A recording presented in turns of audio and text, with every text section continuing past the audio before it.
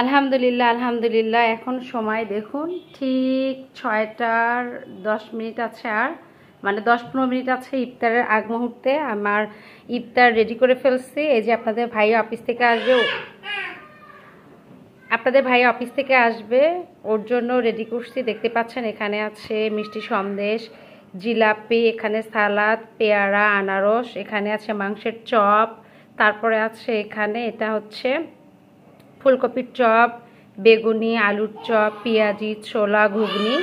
তো একটা প্লেট আমি আপনাদের ভাইয়ের জন্য রেডি করে রাখছি। আর এখানে যে আরও আছে অ্যাপেল, শসা, খেজুর আছে এখানে আছে বেগুনি, আলুর চপ, এখানে আছে এই যে দেখতে পাচ্ছেন মাংসের চপ, পেঁয়াজি, ছোলা, এখানে আছে তরমুজ। এই সমস্ত কিছু আজকে আমাদের ইফতারির আয়োজন। আল্লাহ তাআলা যা কিছু রেখেছিল রিজিকে আলহামদুলিল্লাহ। এখানে আছে হচ্ছে ট্যাং আপনাদের ভাইয়া এবং রুই মামুনির জন্য চিনি দিয়ে বানানো ট্যাঙ্কের শরবত। আমি এটা খাবো না, সেজন্য আমি আমারটা রেডি করি না। আমি শুধু সাদা পানি দিয়ে কিংবা লেবু পানি খাবো শুধু। এই তো দেখতেই পাচ্ছেন এটা গরম, আপু এটা গরম, এগুলো গরম, দেখে শুনে খাও। এই যে রুই মামুনি বসে গিয়েছে, আপনাদের ভাইয়া অফিস থেকে এসে ওয়াশরুমে চলে গিয়েছে নামাজের রুজু করতে। তো এখন আমরা সবাই ইফতারির জন্য বসে পড়ব। এটা ছিল আমাদের আজকে তৃতীয় রোজার ইফতার। আল্লাহ তাআলা রিজিকে যা রেখেছিল তাই দিয়ে ইফতার করব ইনশাল্লাহ। আর অনেকেই ভাবতে পারেন সব করছে, সব না, এটা আমার কাজ, এই জন্য করছি। আর ইনশাল্লাহ আমি প্রতিদিন আমার বাসায় দুজনার ইফতারের ব্যবস্থা আল্লাহ তাআলা করে।